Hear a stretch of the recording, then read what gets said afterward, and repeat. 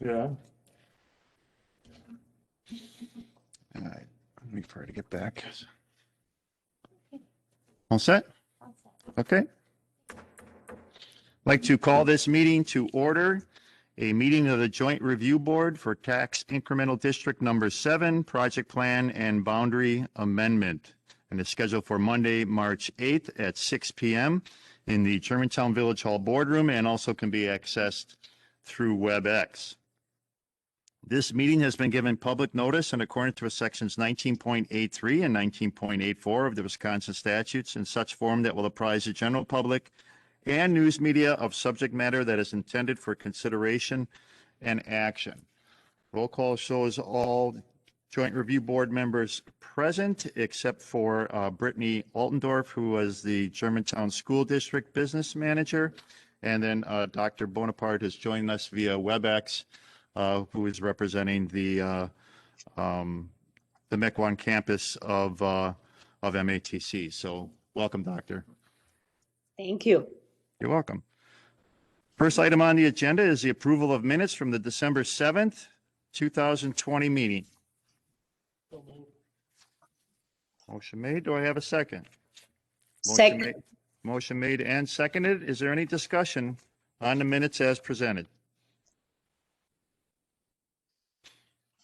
If there is no discussion, all those in favor, please say aye. Aye. Aye. Are there any opposed? None opposed. Motion carries. Next item on the agenda is public comment. There is anyone that wishes to come forward via either WebEx or within the audience for public comment. All I would ask is you come to the podium and state your name and your address for the record. Is there anyone wishing to come forward at this time for public comment? Nobody. No one online. Okay, thank you. Then that takes us to next item, new business, starting with new business item A, reaffirmation of chair and public member. Committee members? I'd make a motion for Dean to be the chair. Okay, motion made. Do I have a second? Happy to second, but don't have to be. Oh, yeah, can we do those together or not? I guess- Sure, sure you can. It's one. Oh, okay, I'm sorry, then I'll make the motion to confirm chair and public member. Okay, chair being myself and public member being Jim Sedgwick. Do we have a second on that motion? Doctor, would you mind seconding, or it's up to you? Yep, I second the motion. I appreciate that. Jim's not going to do it because his name is on it. Not a problem. All right, thank you. Any discussion on that motion to approve myself as chair and Jim Sedgwick as a public member? No discussion? All those in favor, please say aye. Aye. Aye. Are there any opposed? None opposed. Motion carries. Next item under new business is discuss responsibility of the Joint Review Board. Is that for village attorney or, oh, for Mr. Cosson? Yep. Representation from Ehlers is here, and Phil Cosson will present. Thank you, Phil. Thank you. Good evening. Phil Cosson with Ehlers. We are going to take you through the project plan, but prior to that, as always, we want to talk a little bit about what your responsibilities are as a joint review board. We have a lot of experienced members on this joint review board. You've been through this process before. So what your responsibilities are is to review the public record. You'll have a series of resolutions, plan commission. Tonight, we'll have a resolution in front of them after their public hearing. You'll have village board resolution as well, and then there'll be a final resolution that'll come back to the joint review board for action. In addition to that, we're going to ask you to review the project plan. The project plan will be discussed in more detail tonight, and then if you stay around for the public hearing, there'll be more detail at the public hearing as well. And we will also have the ability to have more discussion at the village board as well. And then there'll be a final joint review board meeting where you can have discussion and review of the project plan as well. But at the end of the day, what we're trying to get to is that but-for test. So but-for TIF would this development occur, And we need to go through that exercise as part of the project plan, and that's in the project plan, and we'll talk about that later on as well. So it's really reviewing all the record, all the public documents for final action. Okay, any questions? Village Administrator. Thank you. I just wanted to, for anybody who might be listening, and as well as for the members of the board, just point out that although the school district is not here this evening, I have been in contact with them as we've been preparing the plan. There was a conflict. There was a school board meeting tonight, so Ms. Altendorf was unable to be here. She does have a copy of the plan. I discussed it with her this afternoon. I'll be also making a presentation, reviewing this information to the school board on March 22nd. So they are participating and they are aware of the information, and they are an important part of the process. And they will be here for the final meeting when the board votes on approval. Okay, thank you. All right, anything else for the responsibilities of the Joint Review Board?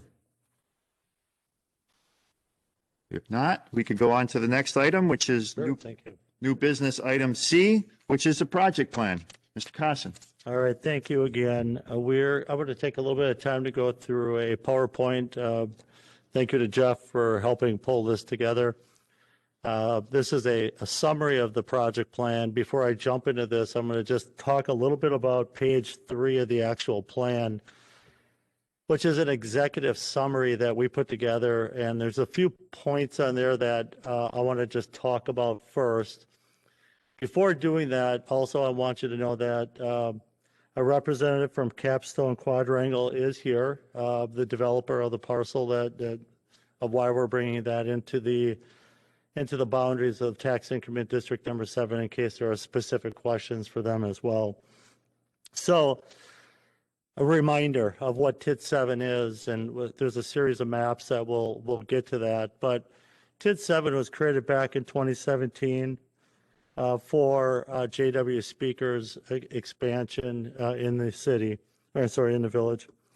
And it's about a 144-acre site that it's in the tax increment district. The one item that I really want to talk about is the fact that there is a development agreement with JW Speaker that requires them to make shortfall payments, and there's several components to that I wasn't planning on getting into all that detail tonight, but this doesn't circumvent what's required of JW Speaker, but this expansion will help the overall tax increment district. And we think at the end of the day will enable this district to close out sooner, enabling this to come back on the tax rolls earlier for all the other taxing bodies. So that's a point I wanted to make, since this is a joint review board, and I know of utmost importance to all of you is how quickly this TIF will also close out. So our initial projections on the bottom of page 3 is that this could close out as early as 14 of the 20 years allowed in this tax increment district. Now, there's a lot of factors that go into that, but as it stands right now, it looks like this is a district that could, with the development that's being projected, close out quite a bit earlier than the allowed life. So with that, the first map that you see here in front of you shows the existing boundaries in red, the proposed boundary in green, and you can see we're heading a little bit north and west from the existing site, and we're going to be picking up parcels that are directly south of the existing boundaries of tax increment district number 8. To get there, we have to head and pick up some parcels directly west of the existing boundaries of tax increment district number 7 to be able to get to the site that is proposed for development. So you can see the boundaries that have been identified, existing and proposed boundaries for the tax increment district. On this map, what you'll see is we've identified the existing the existing land use, and you can see it's agricultural for the most part right now, for the amended area to be brought in, with the intent that the northern part of this will be built out similar to what you're seeing from TID number 8, that kind of light industrial type development that is occurring.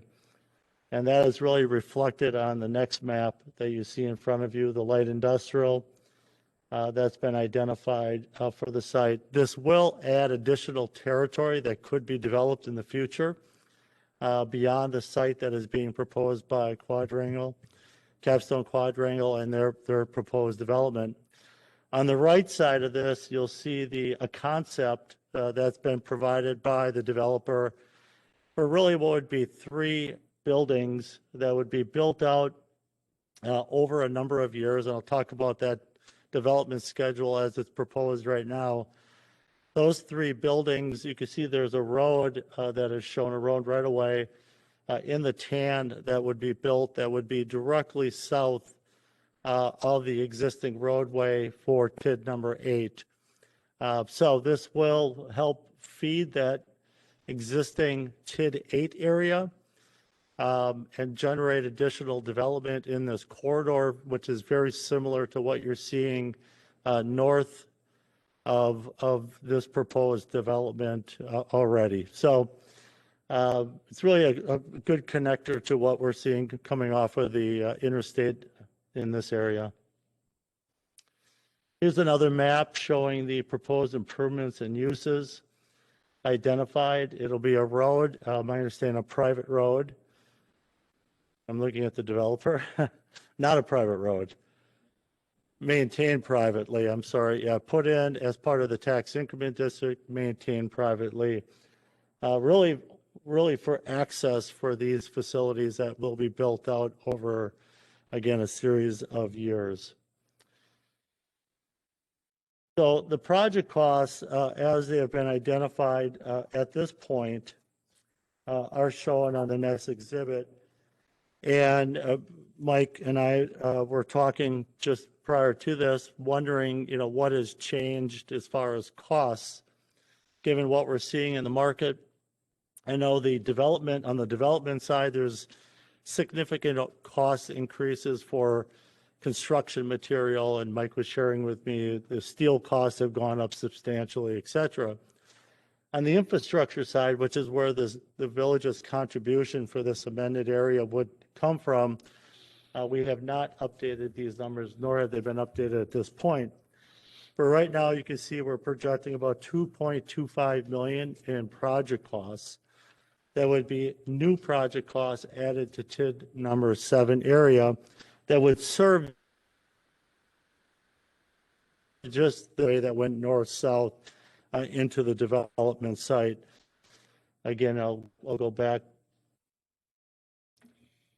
to the map that showed that. Again, in the tan on the right side map is that roadway that's connecting in and coming into that site. That would be a public road, privately maintained as it's being proposed right now. That cost is the cost that I'm referencing, that $2.25 million that is being projected at this point. No additional project costs are being identified for TID 7, the original area, or this area. It's really just the infrastructure to serve these 3 buildings as they build out. So what's being proposed yet in TID number 7? So there's a few things here to reference. One, in the shaded area, you'll see the actual increment generated to date. It's about $4.8 million. That came from JW Speaker. That's actual increment. That's certified by the state as of 2020 at this point in time. So we're about $4.8 million of existing increment. The fourth column from the left is future manufacturing facility. That's a very preliminary plan by JW Speaker to add on to their facility. And you'll see what's been identified in 2024, another roughly $5 million of valuation. Now, What we're talking about for this amendment is the column to the left where it says Capstone Business Park. And what's been projected is the same as what was identified when we brought this to the village board for discussion a couple of months back, about $61 million in development. That would be built out from 2022 through 2027. So think about a building roughly every other year that would come online. What we've seen in that corridor, fortunately at this point, is we've seen a significant ramp up of the estimates on the north side of the road for TID number 8, where we're way, the village is way ahead of schedule. The developers are way ahead of schedule at this point. Hopefully we would see the same thing here, but I think these are more conservative estimates of what it would look like. So for that roughly $61 million in development, we're talking less than $2.5 million in cost. What that means in the TIF world is that that will pay back very quickly and help close out the district rather quickly as well. The increment that generates is on the next page on the slide in front of you. Roughly $71 million of increment between existing, the Capstone Business Park, and the proposed manufacturing coming online by JW Speaker in the future. And that generates roughly $17 million of increment over the life of this district. But again, we expect this district will close out at least 6 years earlier than the allowed life as it stands right now. And then finally, we have our kind of normal cash flow that we have to put into project plans, identifying what we expect to see for the overall cash flow of not just this amended area, but the overall tax increment district.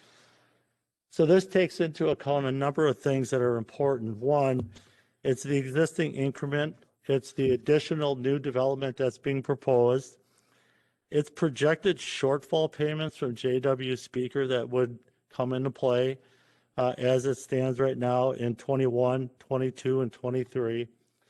And we are showing the development or the costs that were taken out through a bond issue back in 2018. That was for the JW Speaker project. And then another debt issue proposed for 2021. That would be for the Capstone Business Park. And ultimately, again, as I indicated, this district closing out quite a bit earlier than what was required for the life of the district. Now, again, I always hesitate a little bit to show this because what we know is going to change is everything. Tax rates are going to change. Property values are going to move up and down. Cost of money of going out and borrowing funds. What administrative costs get charged. Where properties get valued once they're built out. All that changes through the life of the district. But again, we're projecting at this point what would be a really pretty quick closeout. So we are at a point where this was really a public hearing for the Plan Commission, not for a Joint Review Board. But that's a summary for the Joint Review Board members. We think it's a very strong continuation of what's already occurring to date. And we think it'll be a quick, with the development being proposed, a pretty quick return on this investment in this amended area. Any questions? Mr. Sedgwick. Maybe you said this and I just missed it, but what's the impact of this on the JW Speaker shortfall payments? Do they potentially benefit from this, or is it treated in a segregated way, or how does that work? I think the agreement stands as is, but I know there's been discussions between the village and JW Speaker. That's correct. This has no direct impact on the village's developers agreement with JW Speaker. What it does do is, I think, create kind of a belts and suspenders approach for the village financially for the tax increment district, that it increases the cash flow. If all goes well, It means the tax increment district will get closed out more quickly. It does allow some flexibility from a cash flow perspective, as we have some conversations with JW Speaker how to adjust some of the obligations and move them around in a way that could potentially, benefit their recovery from the COVID situation, and at the same time, maintain the village's recovery of obligations that they have to us. Other questions? Yes. Yeah, is there a developer's agreement or a redevelopment agreement that's already in place for this project? There's not a developer's agreement in place yet. We have talked through the outline of what that would look like with Capstone. But it is not complete and is not before the village board yet.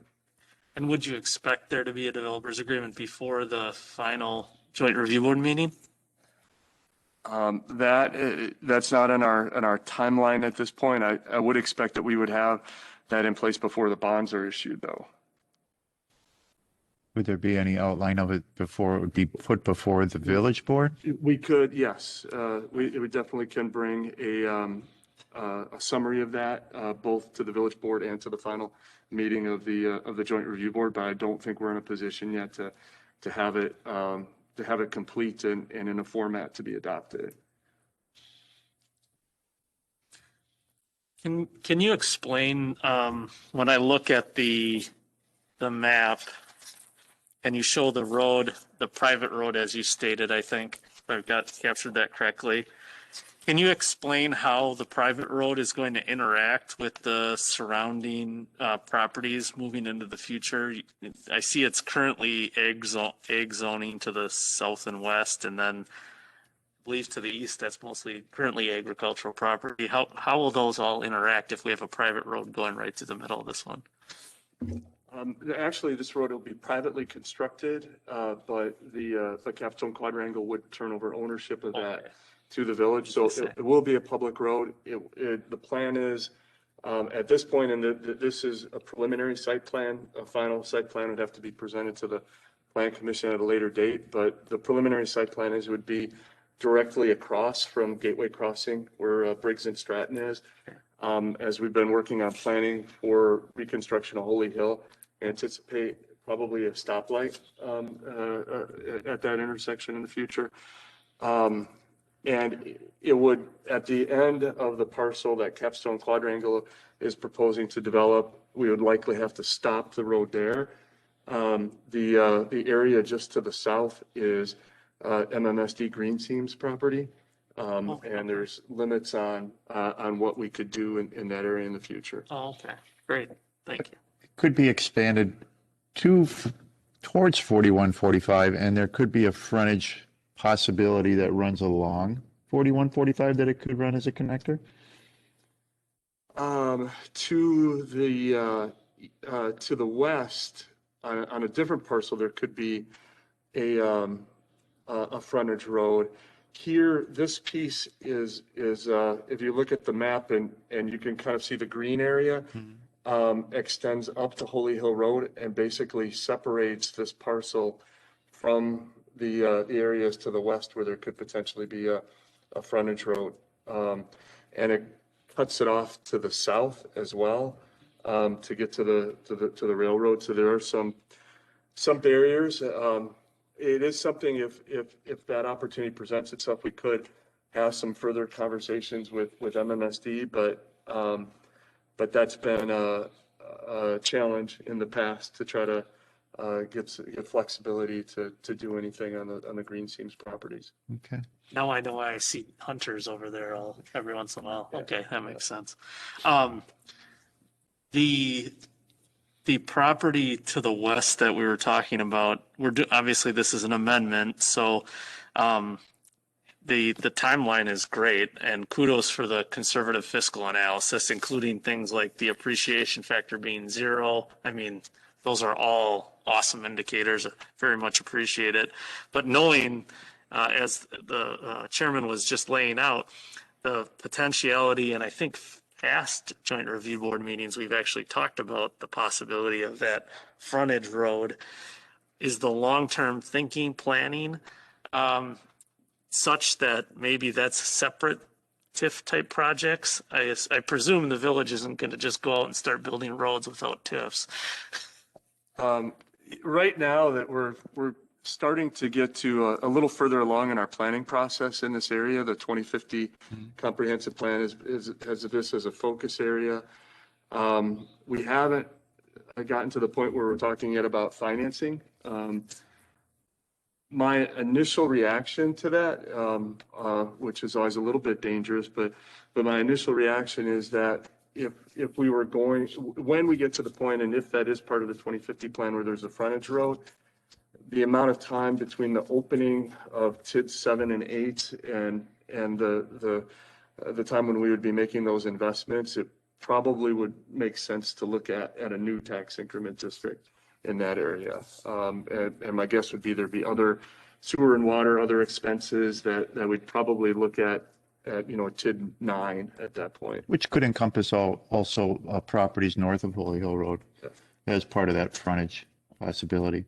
And that's been looked at in the 2050 plan too, and kind of flushed out a little bit, but it's all part of the discussions when we look at this corridor. Is that to say that the property similarly north of Holy Hill Road, parallel to 4145, is also not in that current 8?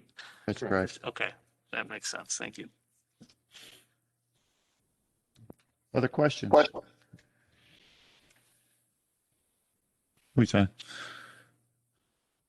Who's asking, please? I think that was feedback. Oh, feedback? All right. Mr. Sedgwick. Just a follow-up question too. You had mentioned that there's a possible signalization at Holy Hill Road. Are those costs already in TIF 8, or what's the plan for those costs? The project plan for today did include funding for improvements to Holy Hill Road from the highway just to the east of Goldendale Road. We'll have to take a look. We're currently, I believe, Public Works Committee approved a design contract in their recent meeting. And as we get further along in that process, we'll know if the numbers that were put in the TID 8 budget 2-3 years ago, or how close we are, but there was funding included in the TID 8 budget for signalization and improvements to Holy Hill Road. Other questions? So based on your presentation, you had said that the life of this TIF as proposed, or the expansion of, would close out in 14 years rather than the proposed 20 years for TIF 7 now. So we're really looking at a projection of 2031 versus 2037, just for those that are watching or don't have any backup in front of them. But with that then, and I know for the benefits that we discussed on how this helps with the belt and suspenders approach to TIF 7, this TIF, if it was proposed by itself, would it perform the same way? If this was a standalone, this district would close out a little bit earlier than that even. And the reason being, we are absorbing in the later years some of that debt that has been identified, that first debt issue as part of this. As Administrator Krecklo indicated, there's ongoing discussions with JW Speaker about shortfall payments and when they kick in and when they may lapse. That all has to be worked out yet, but I think this district would close out earlier than what we even shown if it was standalone. Okay. Any other questions? Just one more. Mr. Sedgwick. Is there an end user for the project? Yeah, I wouldn't expect that you'd identify names, the point of my question is this a speculative development, or are there end users identified?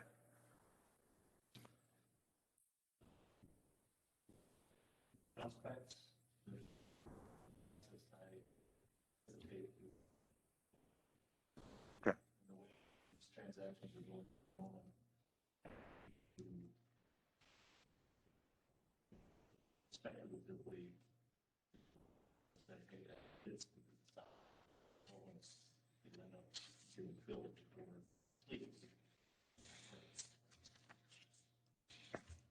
Any other questions?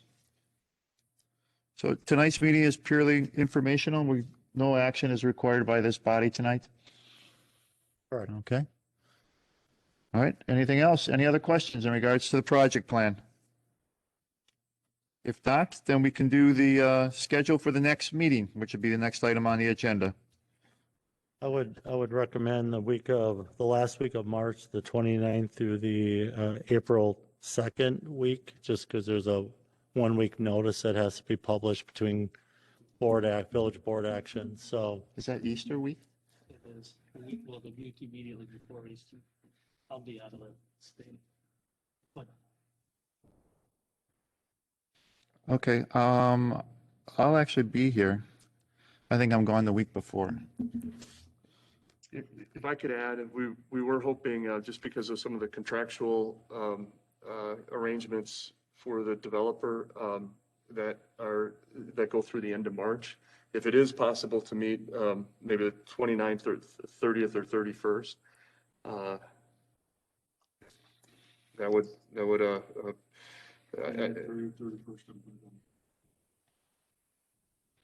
I'd rather have it on the 30th. Can I ask for us to be mindful, not to conflict with the school board meeting, to see if we have some representation from Germantown School District as well? Mm-hmm. 33rd. I actually, I did speak with Ms. Altendorf this afternoon, and she is available, among other dates, the 29th, the 30th, and the 31st as well. I prefer the 30th or 31st, personally. That would work better for my schedule. Don, what do you? Okay. Dr. Bonaparte, is the 30th or the 31st work for you? Perfect. Okay, then should we go with the 30th at the same time? Does that sound fine? All right, then let's do that. Then our next meeting will be on March 30th. That'll be Tuesday at 6 p.m. Excellent. All right, thank you. With that then, we can be adjourned. Thank you for coming tonight, and thank you for watching, and thank you, Phil, for presenting. Have a good night. Thank you. Take care. Take care.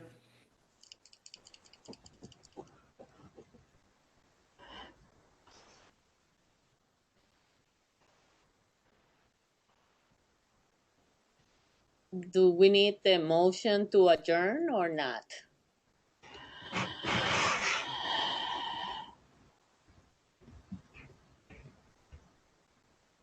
We are adjourned. We don't need a motion to adjourn. We just adjourn. Okay. Bye, everyone. Thank you for asking. Have a good night. Not a problem. Bye.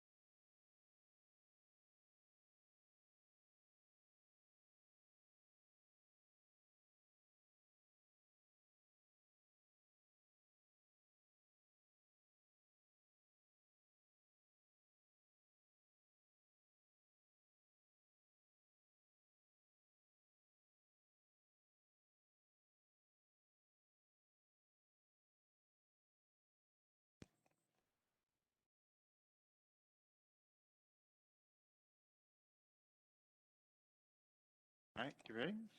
Here it comes. Okay.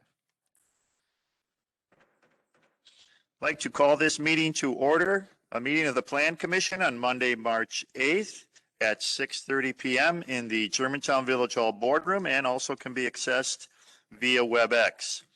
This meeting has been given public notice in accordance with Wisconsin statute sections 19.83 and 19.84 in such form that will apprise the general public and news media of subject matter that is intended for discussion and action.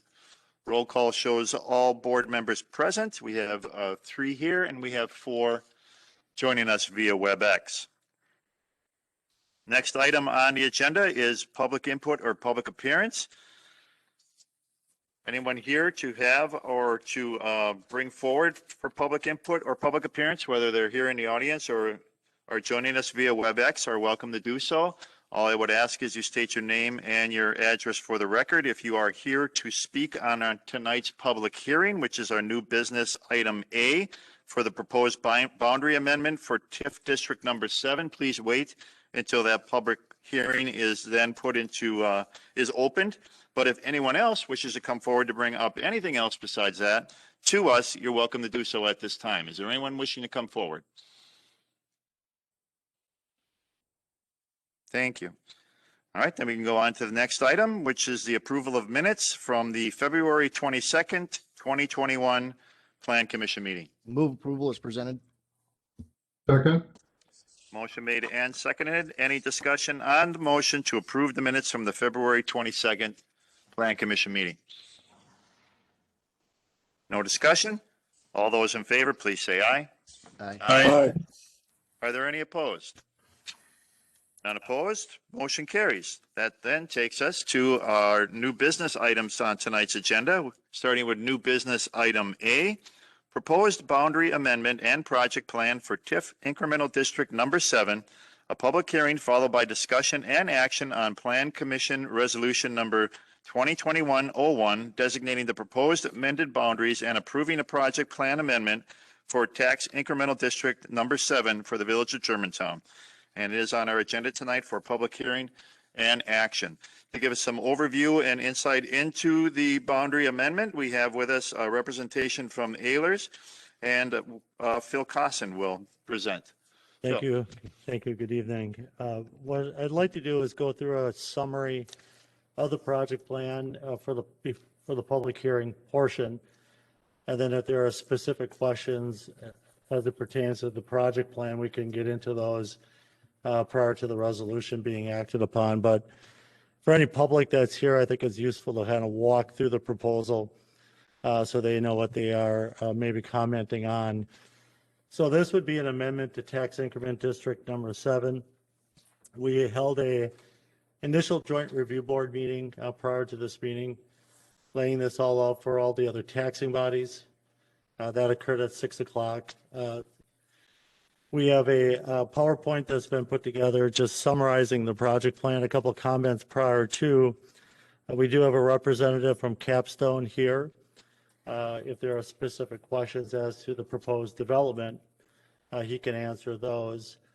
And we have other representatives from the village staff here that have been involved in negotiations and also can provide some more detail as to infrastructure needs and such in that area. So quick summary for you is we have an executive summary on the first page in the project plan, page 3.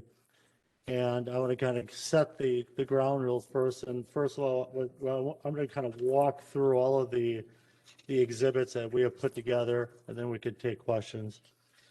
TID number 7 was created back in 2017 for JW Speaker when they went through their expansion. It's about a 144-acre site, and we are looking to add the parcels that have been identified in the map you see in front of you in green. They are directly to the west and a little north of the existing boundaries of TID number 7. JW Speaker site still has a significant amount of land that can be developed, and they are still proposing development to occur on their site in the next couple of years. There is an existing development agreement with JW Speaker that remains in place. It has not changed. It will not change as a result of this amendment. That agreement really calls for the company to pick up any shortfall payments that may occur if the increment, what they generate in new development and taxes, is insufficient to meet the debt service in TID 7. That remains in place, and that doesn't change. Why we're going through this process now is there's a new development that's been proposed for the site in green, the northern site in green, just south of Holy Hill Road, and just south of the Gateway Crossing development where the Briggs and Stratton development has occurred. They are proposing, Capstone is proposing at this point, 3 buildings be built. They all are substantial size, 200,000 for the first building to the west, which would be the first building that would be constructed, and maybe, they may proceed with it even if it's a spec building. And then the 2 buildings to the east are both around 300,000 square feet. So they are substantial in size and probably very similar to what you're seeing north in TID number 8 as far as development that has occurred. The reason for the amendment is to not just pick up this development area, but also to pick up some additional costs that have been identified. So on the map that you see in front of you, on the right-hand side, in tan is the infrastructure that would be needed to support this development. What we've identified at this point is about $2.4 million in costs to provide for that access road and needed infrastructure to serve these buildings. This would be a privately built road that would be dedicated back to the city, to the village, and would be maintained by the developer since it's really serving just their properties.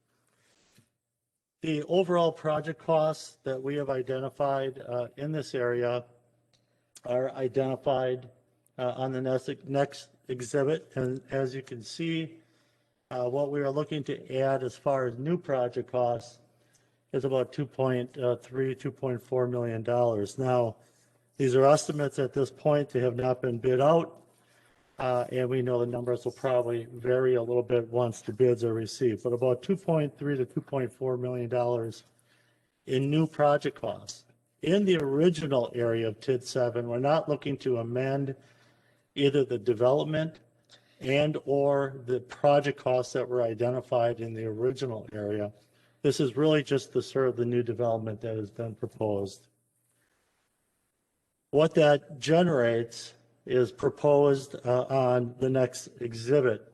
And what you can see is that we've identified existing increment, the Capstone Business Park, which has been identified as a separate line item. And then there's been ongoing discussions with JW Speaker about their plans in the future. And you can see where we've added where it says future manufacturing facility. So current increment in TID number 7 is about $4.8 million, and that's certified by the DOR in 2020. Capstone's development would be about $61 million in new development for that roughly 800,000 square feet of new manufacturing that would be built. And it would start or really be valued, constructed and in full value by 2022 for the first building, 24 by the second building, and then 27 for the third building. So a relatively quick build out, and I'm sure that will be modified as you go along as there is demand for this type of product. The fourth column from the left is JW Speaker's plans in 2024 to construct another roughly $5 million expansion onto their facility. All total, with about $71 million of increment that would be generated in this tax increment district as it's planned right now. Again, we're at about 4.8 only at this point. The next exhibit is the increment that would generate. A couple of assumptions that we made here that are, I think, pretty conservative. One is we kept the tax rate the same, haven't inflated the tax rate at this point. $17.76 per thousand is what's been identified through the life of the district. We're not showing any property appreciation or depreciation for these over the life of the district. And only the development that was identified on the previous page has been identified.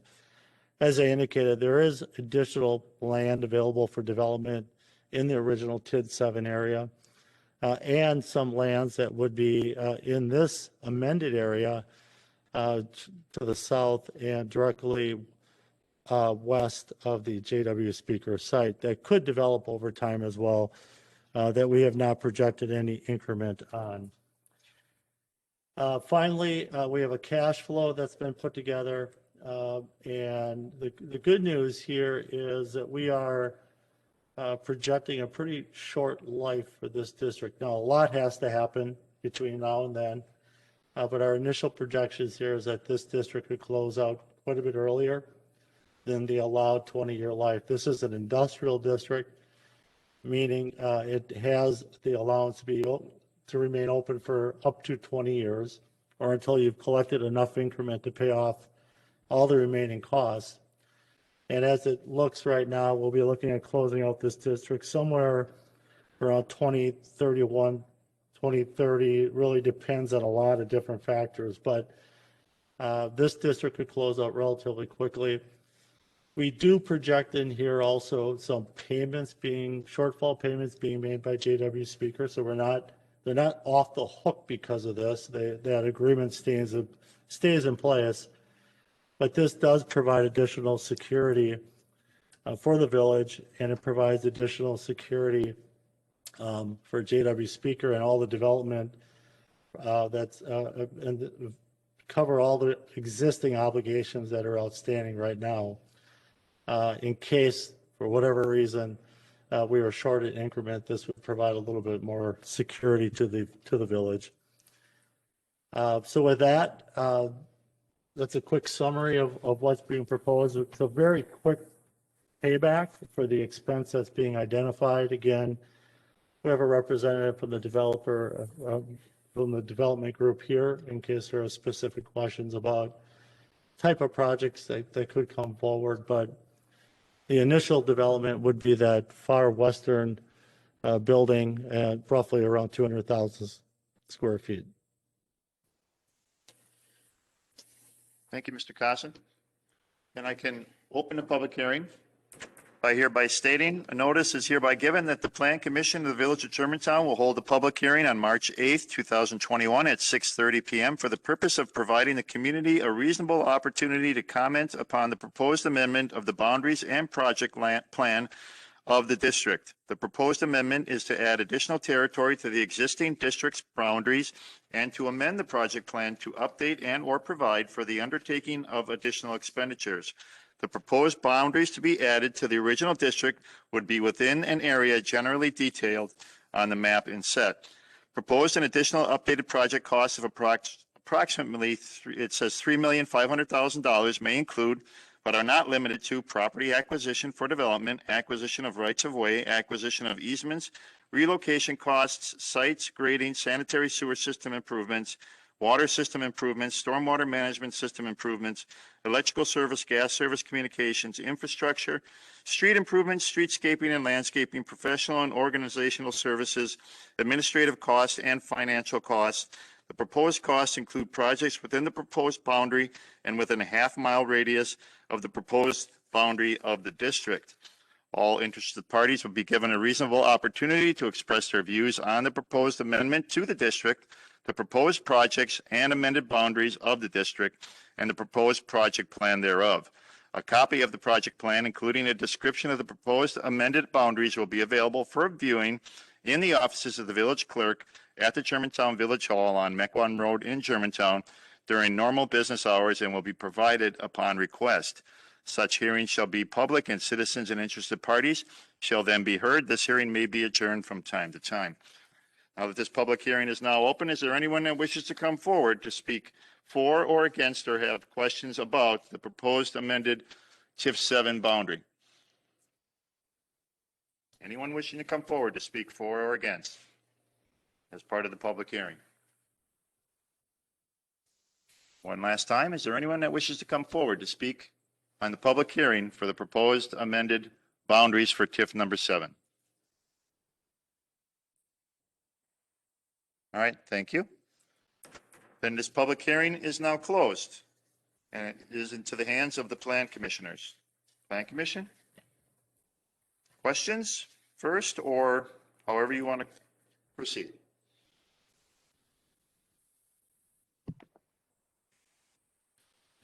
Motion would be to approve the resolution, and then you have some other, which designates the proposed boundaries and approve a project plan amendment for tax incremental district number 7. What page is all that on? That's on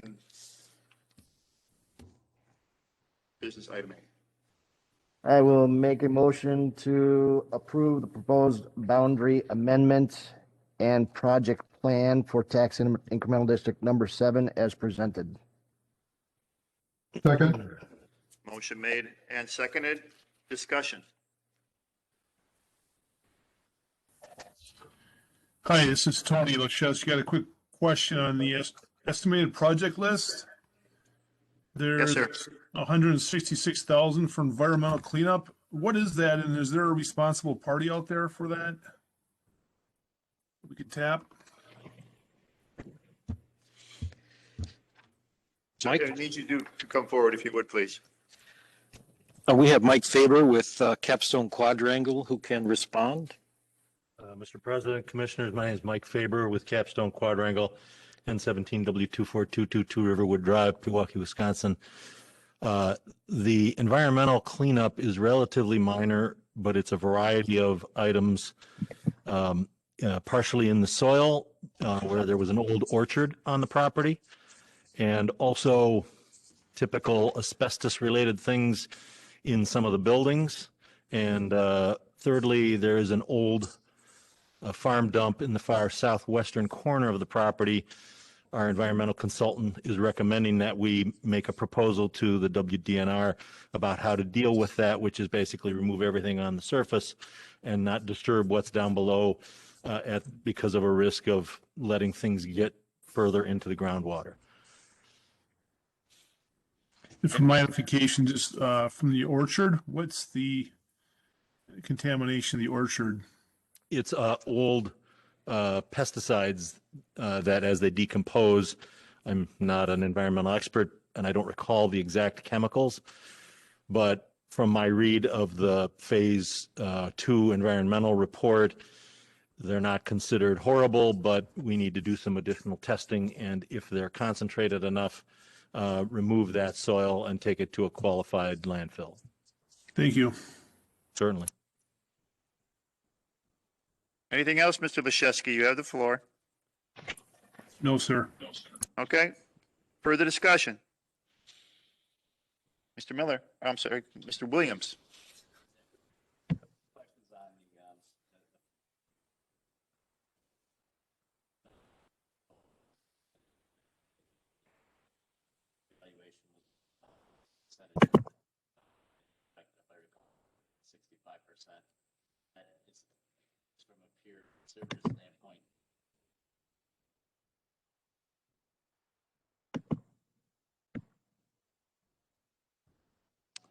Sorry. And then the second question I had is just on the debt service, and that is, did you guys run sensitivity analysis on rates? If rates change a quarter of a point, half a point, a point, how does that impact the life of the debt service? I'll start with the second. We have assumed in the project plan a 2% borrowing, which, the market's moved a little bit. We've seen yields rise a little bit in the last, 10 days or so, 8 days, level out. We're issuing debt on a daily basis for municipalities around the state. We had 3 bond sales today. I think the 2% is still right on spot, if not a little bit on the high side for what the village could borrow money at. If it moves a 0.25%, that's not going to really move the needle on a project this size. If we get out of, if we see a significant move, we could delay when that occurs and just kind of see if the market settles down. So no, we didn't really run a sensitivity analysis, but we have built a little bit of room in for the market to move. We're not there yet. And the market has moved a little bit. So we've kind of taken that into consideration. As to the valuations, they came in from the developer, and we're using their numbers. I'm assuming this would be state assessed property. I call it the black box when it's state assessed. It's also a little bit challenging to understand where valuations are going to come in. For manufacturing properties, we've seen our experience. If it's state assessed, it'll be somewhere around 60%, maybe 70% of the actual construction cost for valuation. We've seen situations, and I'm not going to name them, but high-profile projects that have been valued at maybe 25 cents on the dollar for what construction costs were versus actual valuation by the state. That is a bit of a challenge to come up with a number, but in this case, we're relying on the information that came from Capstone, and we use their numbers to determine, to build out this cash flow. Sensitivity analysis, I think, will come once the development agreement is struck. And there'll be more discussion about valuations and timing. I know there's preliminary discussions that have occurred, but we don't have a final agreement at this point. What I speculate is that, knowing your attorney, we'll see something that will be like a minimum value guarantee during a certain time period to kind of guard against some of those issues.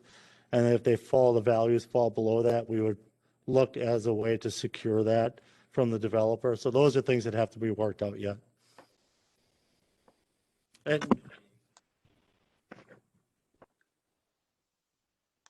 that's my speculation.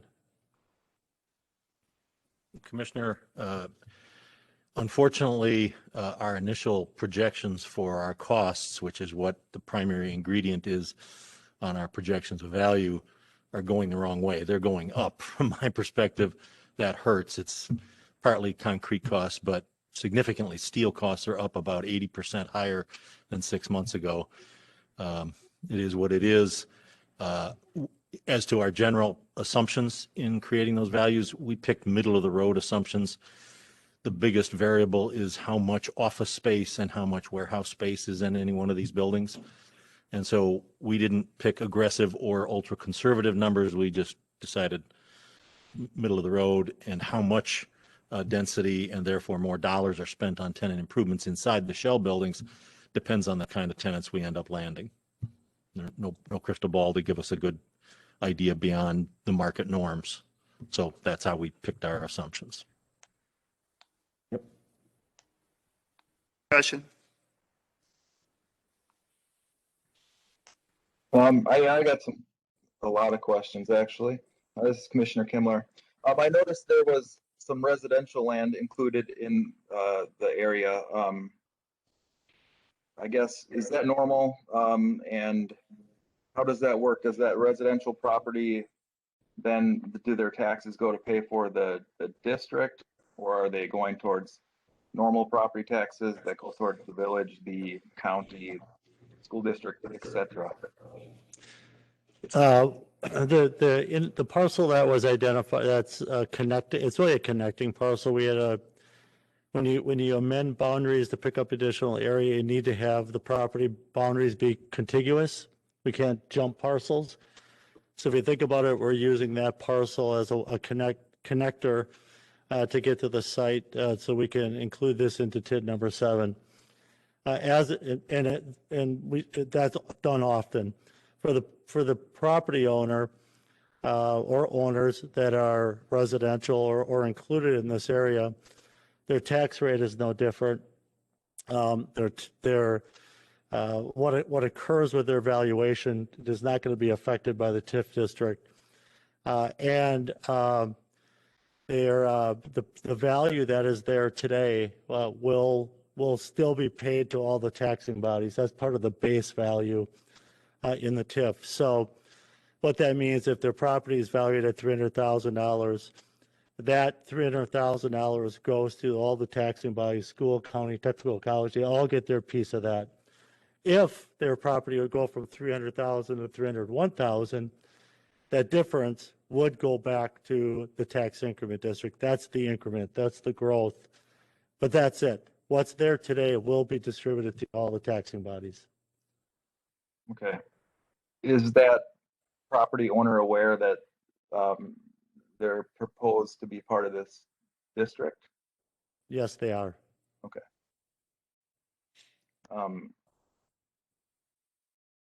I saw somewhere in the plan, I think something about money set aside for recreation or something like that. I think I saw.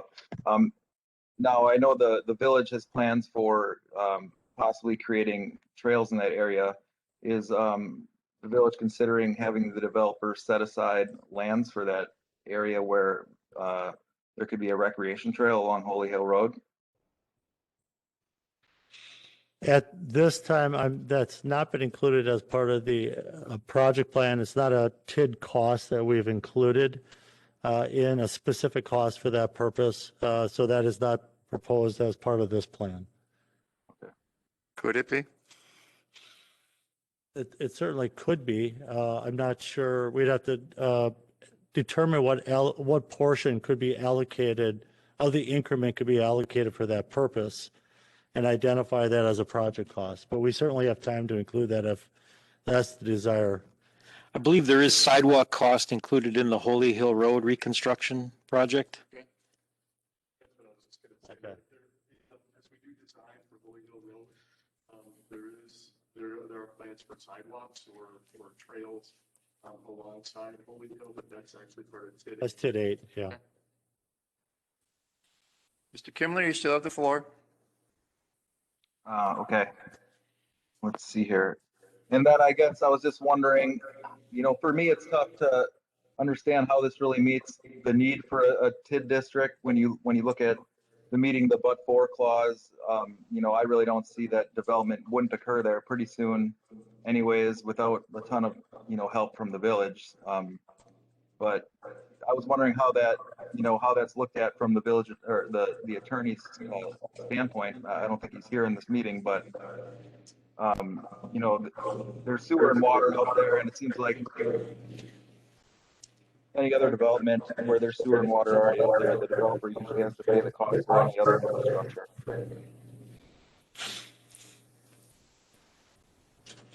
I can attempt to answer. I mean, we are working with a developer. He's here, as you've heard him speak already, who has indicated in no uncertain terms that this development would not occur without the infrastructure being extended into the property, which will allow for the lots to be sold and the development to occur at a level that would make the rents marketable for end users.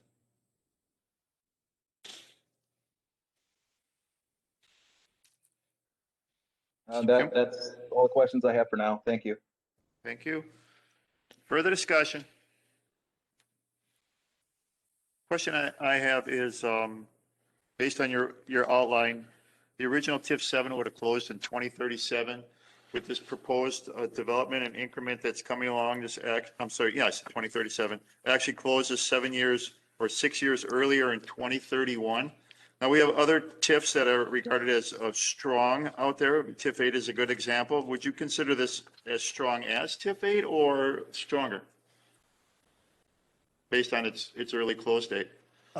Based on speculation of development and cost, I would say this is comparable. I think today, just given what's occurred already and how quickly it's developed, is probably in a little stronger position because the development is there. So I would say today it is way ahead of schedule. With what's being proposed here, this would rival that. Both really in good financial position. Okay. And I think it was important for you to stress, in which you did, this in no way changes the agreements that we have with a speaker. But as was discussed in our earlier meeting and kind of explained by our village administrator, this is kind of a belts and suspenders support of TIF 7. Not only does it make it in a stronger place without, as speaker on its own, but it also helps with the close a little bit earlier and support the development that's being proposed out there, that, as we've heard, wouldn't occur without it. So I support it for that reason and closing it early, but then also giving us that kind of a plan, not so much a plan B, but a supportive plan for TIF 7 in regards to Speaker's current position with their developers agreement. Further discussion?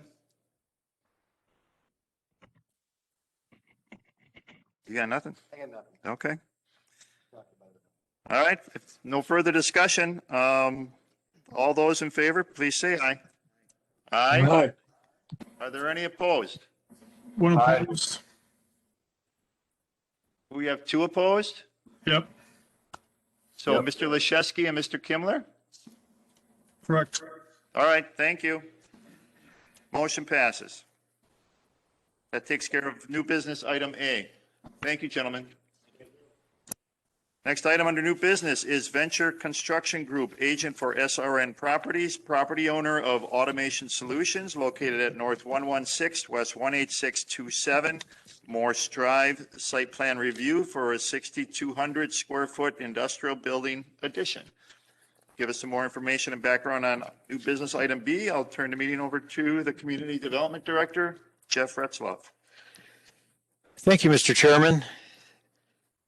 As you indicated, Venture Construction Group, agent for the property owner and Automated Solutions, is seeking approval of site development and building plans for a 6,200 square foot addition to the existing 4,200 square foot fabrication and assembly facility located on Morse Drive. As shown on the screen, the property is approximately 1 acre in size. It's located just north of the water tower and fire station number 2 in the industrial park. The proposed expansion includes about 440 square feet of shipping and receiving area, and the balance for fabrication and warehouse purposes, as shown on the site plan. The plan here shows the addition in the back side of the property. The proposed exterior walls are a continuation of the CMU and color scheme that exists today. I got a couple of slides here for the existing building that show the color scheme and the material type. The proposal is to continue this throughout the building addition to the back for the 6,200 square foot addition. Staff comments in the review, planning and zoning, the exterior wall mounted fixtures that are proposed need to be cutoff type fixtures. The building inspection folks have indicated state approved plans will be required. Police and fire, their standard exterior door and dock numbering for emergency access purposes. The village forester has a comment about existing trees that are to be removed need to be identified as part of the plan. Public Works and Engineering have some issues with regard to technical corrections to some of the plans, minor issues, but more importantly, they have an issue with the stormwater management plan that's proposed. There is a small stormwater basin that's proposed to be located on site as a supplement to the existing regional stormwater basin that serves this property. That basin is located to the east in the Blackstone Creek development, and that basin is at or near capacity as determined, estimated by the Village Public Works and Engineering Department. With that, they are recommending some additional requirements for this site. There's basically a choice to be made in terms of some additional analysis to either prove that the existing stormwater basin has additional capacity or adequate capacity, if you will, to handle the additional peak flows, or to do an on-site further analysis of the on-site basin that's proposed to show that it has capacity to accept and minimize peak flow increase to the existing condition or less. Those are some details that would have to be worked out with further stormwater analysis by the applicant and the village engineer. The water utility is asking that there be Protection provided to the 15-foot water main easement that lies along the west side of the property.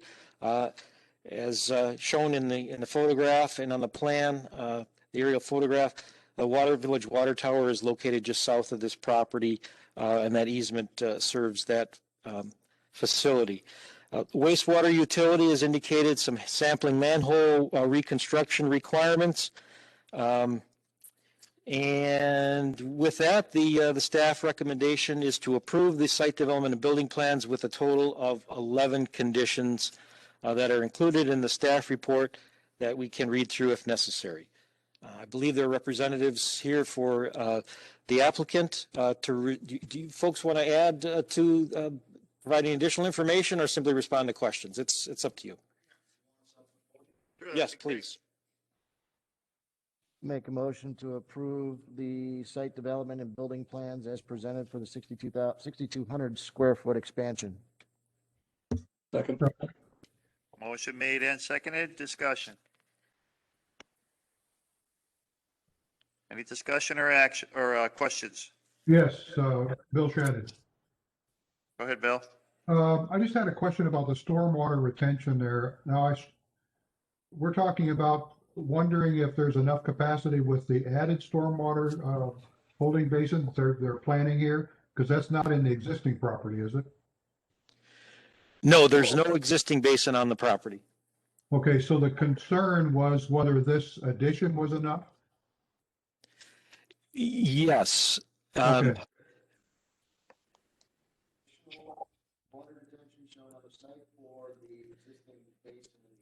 Well, ultimately, the main concern is that the regional basin is at or near capacity.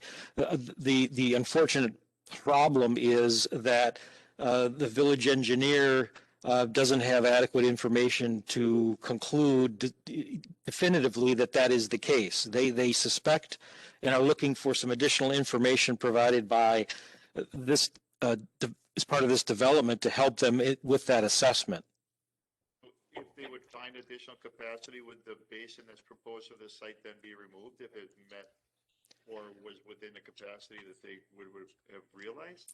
I think arguably they could, but I believe that we've sized the additional basin to provide or reduce the peak flow off-site to be at or near what existing capacity they are aware of currently exists. And it eventually feeds into that main basin anyways, right? Yes. I mean, realistically, the problem is the villages. I mean, we should know what our basins can support in terms of additional capacity. Right now, we're already doing a thorough analysis of another regional basin in the industrial park to the west. And I think this one is next in line for a thorough reevaluation by Public Works and the engineer. Unfortunately, it's a lengthy process that requires a lot of data to be collected. The original thought when this industrial park and the additions to it were constructed that the regional basins provided, and there are 3 in total, would provide enough capacity to accommodate an 80% impervious area on all the property, all the parcels in the park. And that's sort of not necessarily coming to fruition. It's a fear of what it's been filled in over the years, and maybe it's not at the depth required to hit that capacity? I think that's part of the problem. I know it was probably 8 or 9 years ago that the North Regional Basin along Freistadt Road, the Waggle Pond as we call it, went through a similar analysis, and ultimately there were some minor improvements that were done to it to increase capacity, including dredging out, some of the silt that had accumulated in the basin. But ultimately, the village needs to ensure that we've got the capacity to handle this and similar building additions like it, because there's a lot of room left in the industrial park for these types of building additions. Exactly, and we'd hate to put any type of unnecessary additional costs on there or improperly engineered costs. I mean, we need to keep it not only within the restriction of the state of how to manage your wastewater or your stormwater, but not to pass something that's totally unneeded onto anybody that wants to still stay within that business park and and expand their business that exists there, which I always appreciate, because there are a lot of choices out there where you could go, and if you choose to stay here, that I appreciate very much. So when do we think we'll have the answer? Well, at this point, the village engineer and our consulting engineer with the Public Works Department has indicated there's a couple of choices. We can go down the path of doing a thorough analysis of the entire stormwater area and the regional basin to come to a definitive conclusion on how much capacity is there, or this developer and others that are already in line. We already have another project in line that will be coming in the next month or two, facing the same dilemma, is to show that what they're proposing on site can handle the peak runoff on site so that the current condition isn't exceeded, so that there's additional or enough capacity provided on site. Now, at the same time, we're working to resolve that solution as well. I mean, it's just not, let's just go forward with that recommendation. They're going to do an analysis and have an idea of what its capacity is. Well, certainly my understanding is that as a result of the conclusions that were drawn with this project and the other one, that the consulting engineer for the village has recommended to Public Works that they move forward with a thorough assessment of the regional basin that serves this particular area, the East Blackstone Creek Basin. How that lines up with project schedules and priorities and budgets, I don't know at this point, but personally, I think it's a critical item that needs some attention and a strategic plan on how we're going to address it, because like I said, there's a lot of parcels in the industrial park that have room for these minor additions, and quite frankly, and I'm not saying this flippantly, but over the last 10 years, this has been kind of our bread and butter as far as industrial expansion. Now, notwithstanding the Briggs and Stratton and one big swoop of 800,000 square feet, it's these types of projects that have come in consistently, despite what the economy has been. Area over the last 5 or 6 years, we've seen a dramatic increase in many businesses that come forward that put on 10, 20, 30, or along the lines of MGS, large Right. expansions, and has helped to grow that tax base in that area. So, yeah, I don't want to put any type of hamper or additional cost to the developer because we don't have a correct answer based on something that we're in control of or are responsible for. Are we really just talking about 3 basins overall, the 2 that front Freistadt and then the one off of Blackstone? Because there's some dry basins there too. Well, the West Basin, which lies near McCormick, I forget the name of the business that we sort of tied that basin to. I can't think of the name, but anyway, that basin, which is just west of MGS, they're in the process of doing the thorough analysis and identifying what improvements need to be made to improve the capacity of that basin. The North Basin, the Wago Basin's already been taken care of. So it's really this East Basin that's sort of next in line that needs that thorough analysis and further improvement to the extent that it can be. If you recall, and unfortunately, I don't have a nice aerial photograph that shows it, but that regional basin is right in the middle of the Blackstone Creek residential area on the north side, just before you get to the golf course. So, as far as capacity enhancements, I don't know what can be done. What does it take to study that? I mean, do they go out there and do sonic, or they got a guy in a boat with a stick? No, they do a thorough analysis of the entire watershed area that feeds that area in terms of what the additional peak flows might be from additional development, and that that requires quite a bit of data collection and analysis. So not that it's a formal action that the Planning Commission needs to take, but if you were to suggest to staff that this is a top priority to move on, we can pass that along to Public Works, but frankly, they already know that. Right. Okay. Well, the whole reason I brought it up was whether or not we needed to put any restrictions on our approval. It doesn't look like the property owner here has got a lot of space to make this holding basin much bigger, so he is relying on the village to take care of the majority of it, isn't he? Correct. That's my concern. If we agree with this, and then later, I mean, can this come back to haunt us if we don't say something about it now? So it should come back to haunt the village, but not the business owner. Okay, well, that's what I was looking for. All right, well, we've done all the talking now. Let's let the property owner and their agents have some say. Hi, this is Dave Dolke with Venture Construction. In regards to the questions on the stormwater management, Chris from CJ Engineering, I spoke with him today, and they're basically giving us two options. Option A, which we were just talking about, is, okay, you, the developer, go do this survey and figure out what we need to do if you can dump your stormwater management into that reservoir. Or option B is basically to prove that we will not exceed any additional runoff for the addition. And in talking with Chris, he thinks that we can expand it enough. He ran some quick calcs that we can probably comply with option B regardless. So, so if that helps alleviate any stress or concern. Not for this development, but future. Yeah. Further discussion?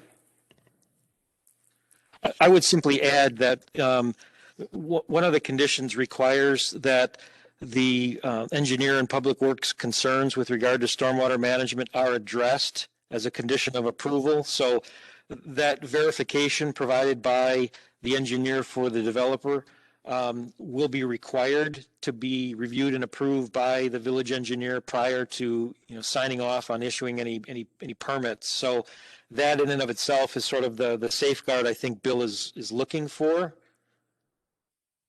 Agreed. But I don't look for it to be punitive, in regards to this development or any future. In regards to additional costs and or time to a project. I'm hoping that something can get resolved fast enough so that anybody that does come forward, we're not in a similar quandary of what is or isn't. And now we're offering options to the developer to really resolve an issue that's more ours. If they were required to put in an underground storage tank, then I'd have an issue with it. But a small little depression, 3 feet deep, isn't really a hardship for them. So yes, we need to get it resolved, but yeah. Any further discussion? No further discussion? Then all those in favor, please say aye. Aye. Are there any opposed? None opposed? Motion carries. Thank you, gentlemen, for coming tonight. Yeah. Next item under new business is item C, Community Development Department, discussion of the Neighborhood District and Corridor Land Use Plan and overall 2050 Comprehensive Plan Update Project. Give us background and information on item C. Jeff Retzloff. Yes, thank you, Mr. Chairman. Before I turn things over to Craig with Grafe, I just wanted to say that tonight's discussion will be further detail being provided with regard to our upcoming community meeting on March 22nd. Both Craig and Danya Littlefield are here to go over the information for that and provide a little bit more detail as what we're going to be covering and how that's going to occur and the structure of the meeting and that sort of thing. So with that said, I'll simply turn things over to Craig at this point. Perfect. Thank you, Jeff, and thank you, Plan Commissioners. Good evening. Donnie and I are here. Thanks for inviting us. In your packet, you will see we included a draft presentation for the March 22nd community-wide meeting that will be a fully virtual meeting format.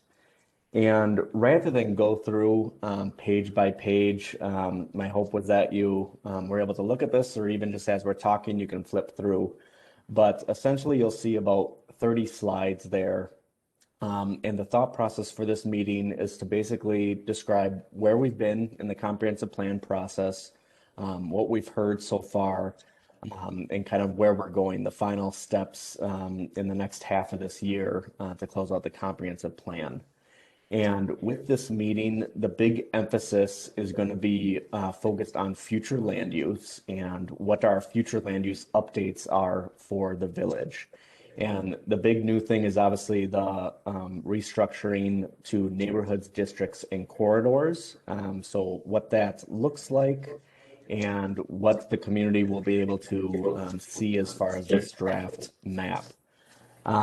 So again, instead of going through these slides, the thought process is that the meeting itself will be about an hour long, that it will be focused on presenting what NDC is, and then also allow for interactive questions using Mentimeters that go back and forth with those who are in attendance to provide feedback on the different NDC, as well as the visual preference survey that we shared with you last Plan Commission meeting, to allow the public to give some sense of different visual character and style that they prefer for the village. And the biggest kind of new thing will be directing people to a new web page, a social pinpoint web page that we've talked about, which is basically an interactive engagement tool that allows people to view this NDC map and click and drag comments, add photos and other information for future land use. So my hope tonight, and I'll let Danya maybe share her screen, I wanted to just give you a preview of what this website looks like. That will be live in the next couple of weeks, leading up to the March 22nd meeting. So as Danya is pulling that up, let me first ask if there's any questions on the meeting itself and the presentation that was shared in your packet. Anyone have any questions? No questions. Great. Then I'm going to pass it over to Danya, and she's just going to spend just a little bit, again, give you a preview of what this new webpage looks like and how easy it will be for residents, business owners, property owners within the village to jump on here and provide feedback. Take it away, Danya. Thank you. I'm getting a little bit of an echo, so sorry if I heard that. Is everyone else hearing that too? Is there any way to try to jump in? Is there any way to turn down or mute the account for this part of the meeting? Does anybody have the microphone? All right. Actually, I think that's better. Oh, no.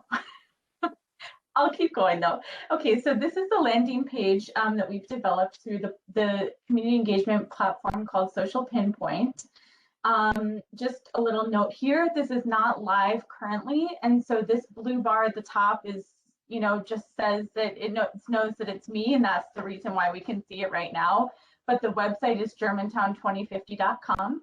I think if you go to it right now, it won't show up. I suspect. So we have a little bit of an intro into what the comprehensive plan is, and then we have basically the biggest thing is these three buttons here that lead to different ways to give feedback. So what we'll be doing, as Craig mentioned, is as we sort of share information about the future land use map, we'll be pointing participants in the virtual community meeting towards this tool so that they can give feedback on what they're hearing during that virtual meeting. And what's great is that even after the virtual meeting is happening, anyone will be able to go back and add comments to the future land use map as well. So I will show you this interactive map in a second. I'm just going to scroll down to the rest of the landing page here so you can see we have a little bit of sort of a where have we been, where are we going with the comprehensive plan process happening here on the right. And on the left, we have information about the virtual public meeting that's upcoming so that, you know, as soon as it goes live, and there are postcards that Jeff and Emily have sent out to residents to notify them of this meeting. So as soon as those postcards arrive, this will be ready for people to come visit, see that there's information about how to join that virtual meeting here, but the information I believe is also on the village's website. Just a little bit about what's on this page. Okay, so going up here to the engagement tools themselves, we have interactive map. As Craig mentioned, there's also a visual preference survey, and you all looked at that at the last meeting. That's going to be posted here. You know, right now it's not here, but it will be in here in a survey format, so that we'll go over that in the virtual meeting itself, but afterwards people will also be able to take that survey on this website. And this just goes back to the village's website. Okay. Any questions so far before I go to the interactive map? All right. So we click on the interactive map, pulls up our neighborhoods, districts, and corridors map here. And this is a fully kind of like zoom inable, drag it around kind of map. And the way that people interact with it, I think this is kind of the instructions and description of the tool. I think we're going to add another pop-up on this screen, even when people navigate here. So it says, here's how you add comments, but it also tells you how to add comments, you know, on this kind of sidebar that's pulled up here. So the way you add comments is you take a little pin. I want to do a trail network idea. I drag it somewhere. I'm like, oh, I really want a trail through this kind of drainage area. Leave a comment. Right now it knows that it's me, so it's populating my email. For anyone who's signing in, they would optionally be able to provide their name and their email address. And then I could also provide a photo. So that's how people add comments. But we've infused this map with a lot of information about the neighborhoods, districts, and corridors themselves and the process. So I'll just go through that really quick on the side here. As you kind of go down the list, you know, as you click on the neighborhoods tab, all the neighborhoods highlight, they have their names there, and they're listed here as well. We'll have a link to the future land use table. Right now, this is an older draft, so it's going to be updated so that it matches the graphics of the rest of the site and it's a little bit more simplified. And then also all of these neighborhoods themselves will have links to more information, including, you know, for that specific neighborhood, a little bit of like a photo, a zoom in on the map, some information about the general character, and the future land use table excerpt for that neighborhood or district or corridor. So back to the net map, as we go through, the NDC here highlights the districts, highlights the corridors. You can see the pins stay the whole time. So as people are exploring the different tabs, they can still zoom in and out. They can add notes at any time as they're kind of reading through the information. And we also have little feedback surveys in each of the tabs as people are clicking on, you know, the summaries for each of the neighborhoods, districts, and corridors. They may say, hey, that's my neighborhood and you misspelled something, or more likely it would be like, I disagree with how you describe this, or like, can we please mention this great, you know, aspect of the neighborhood?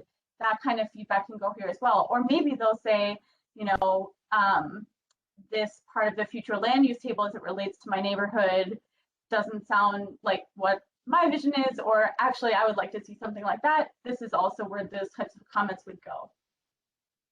They could also show up as a kind of a pin on the map. You can see we even have a pin that says future use idea. So some people may end up giving us feedback that way related to specific places. Okay, so as we go down, we also have the opportunity areas that we have been talking about for several months now together. We have more information about each of those as well. So for the Rural Preservation District, we have, you know, highlights that district, just a little bit of an image here, again, a comment field, and this link, which goes to the wrong one, my fault. I'll fix that link. I was doing so well, but it'll go to the correct link, which is a document about the rural preservation district that we put together. Hopefully the rest of the links are working here.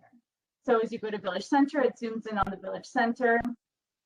You can see that these are kind of calling out where we've talked about those kind of development scenario alternatives. And then when you click on this PDF, which hopefully is the correct one, those little sort of highlighted notes correspond with the PDF.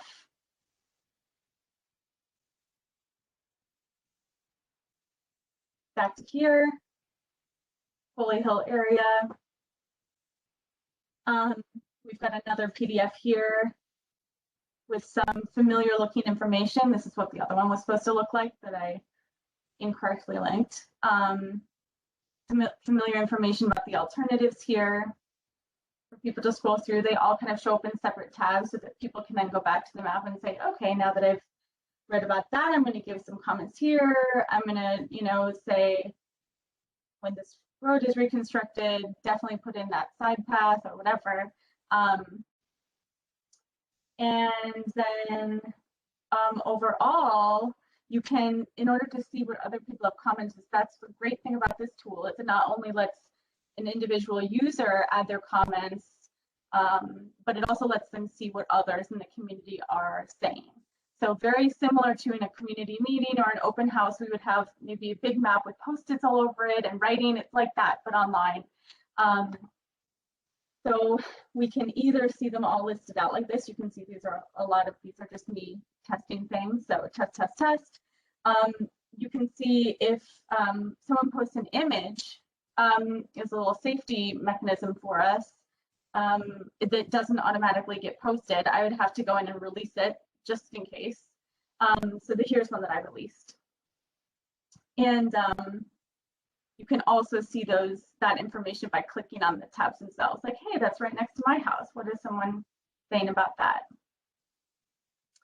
And I think that is my overall overview. Any questions about this site? I have a question on when you were starting to show the different areas, you had popped in that grid that showed the acceptable uses. Is that available for anyone to see? Because I don't know if most people are going to understand the information that's in that. And not that they can't figure it out, it just seems it's a lot of information. It's a new concept. It's certainly different than the current future land use plan that pretty much shows all the information on the map, between the color coded on the map and then a brief explanation on the bottom of the current map.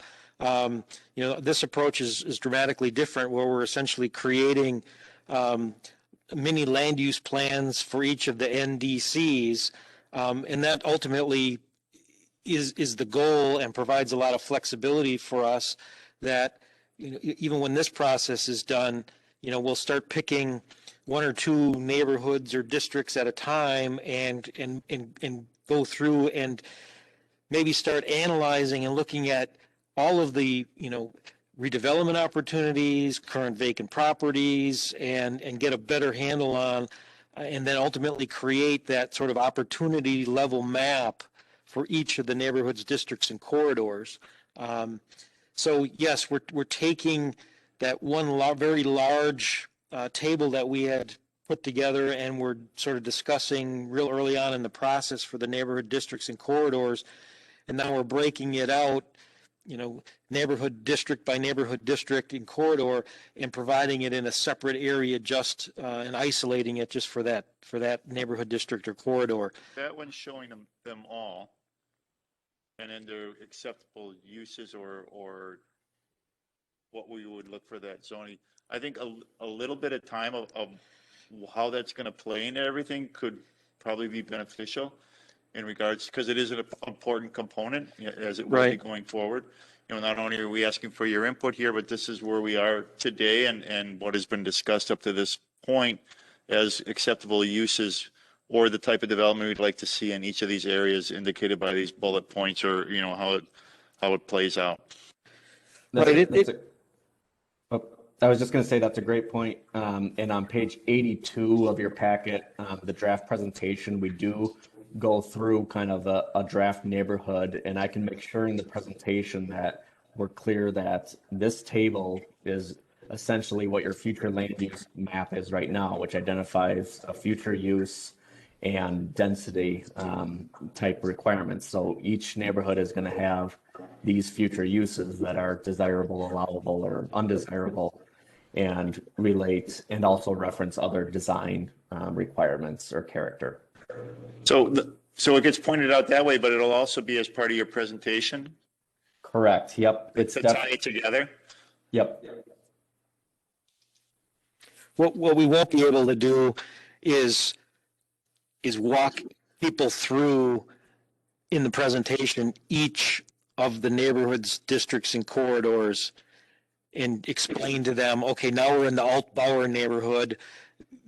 Future land uses are these and the density is this. And then we go to the next one. We're not going to be walking through every single district, but If it goes through at least one or two, from there you kind of get the idea. yeah, and that's the plan for the presentation, yes. I mean, ultimately, we're trying to provide more information, and at the same time, we're also going to be, right now, providing a little bit more flexibility in the sense that under the current plan, you know, there's this color coding. For example, there's red, it's commercial. Well, what does that mean in terms of the zoning code and specific developments and that sort of thing? Here, where we get into the desirable and acceptable land uses, we're sort of breaking those things down a little bit further. And then ultimately, you know, like in our neighborhood, we're talking about residential density. So ideally, and I'm using like the Kinderberg Park neighborhood in my own head as a good example. If we can provide a level of detail through this concept that explains that for vacant property in that neighborhood, the type of development that would be allowed and the density is going to be comparable to the other developments in that area, then we'll be successful. Because right now, all it says is residential. And as we went through that process over the last year and a half, you know, there's a lot of misinformation, a lot of, well, what does that mean? How do you interpret that? We're trying to move away from that level of confusion and provide something that's more detailed and more definitive with regard to certainly the neighborhoods. And at the same time, asking for that input about what do you think about that, or what do you like or don't like about it, or if you don't like it, then what are you looking to see here? What is your proposal? What would you like to see? And if you could support it with photographs or something that you've seen in the past, that's beneficial too. Right. And so ultimately, at the end of the day, if we find that you know, there's 4 or 5 neighborhoods where we've got a lot of pins put in there and a lot of information, a lot of disagreement over what that vacant land should be used for. I think those neighborhoods rise to the top in terms of a priority list of what we should tackle, you know, after the plan is done and further refine that neighborhood plan so that when a developer knows, as well as the neighbors, what the village really wants to see happen there. And again, using Kinderberg Park as an example, you know, we've got that big piece of property at the northeast corner of Donjas Bay and Pilgrim, west of the park, west of Preserve Parkway, that is developable. It's got a lot of environmental concerns. And I think we owe it to ourselves to, you know, come up with a neighborhood plan for that area that lays to rest a lot of issues and answers a lot of questions about what ultimately is going to locate there. One time there was a commercial component to it that faced Pilgrim. And I like that idea. What's important is that, you know, can people, are we tracking them on a login password, or this is just come on and have at it? And as many times as you want to come in and make comments or put pins in, you're able to? Craig or Danya, can you respond to that? Yeah, I can start. Oh, sorry, go ahead, Craig. So there's definitely the ability to pull and drag multiple comments, and it's set up, where there's a lot of different areas that we want people to comment on. So that multiple aspect is definitely there. With the comments, as a comment box comes up, there'll be an option for people to include their email address and name, I believe, Danya, as well, but it's not a requirement. Am I correct on that? So yeah, Danya, I guess anything else on the tracking side of things?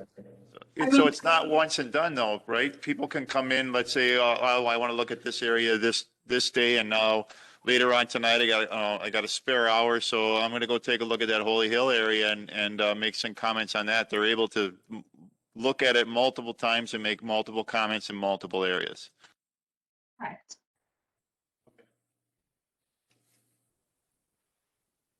Yes. Yep. So when is the website, and maybe you covered this and I missed it, but when is the website actually available for us and for the public? I think the goal is to have it up and running at least a week before the meeting on the 22nd, so early next week. Okay, thank you.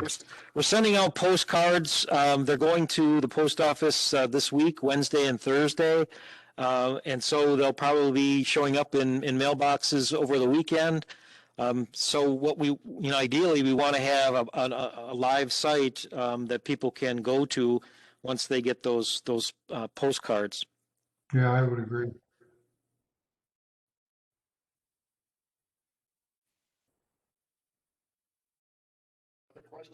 Other questions? Anything else from the Grafe Group? Nope. Nothing else? This concludes this new business item C? Yes.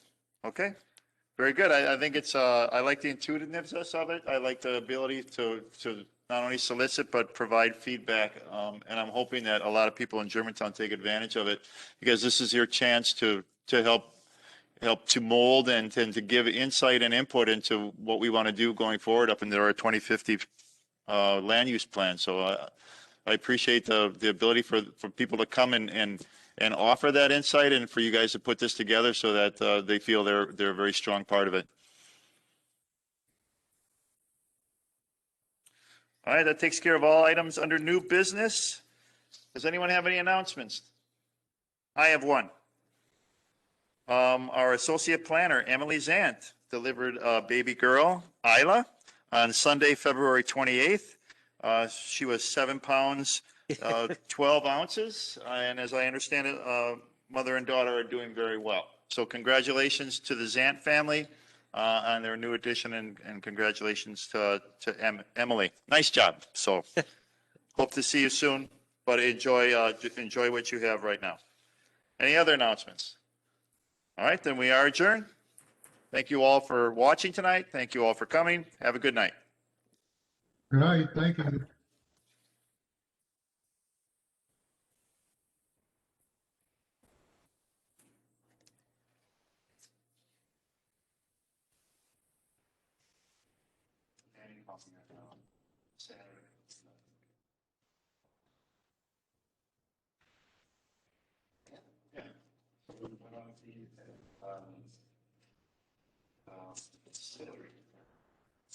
Very nice.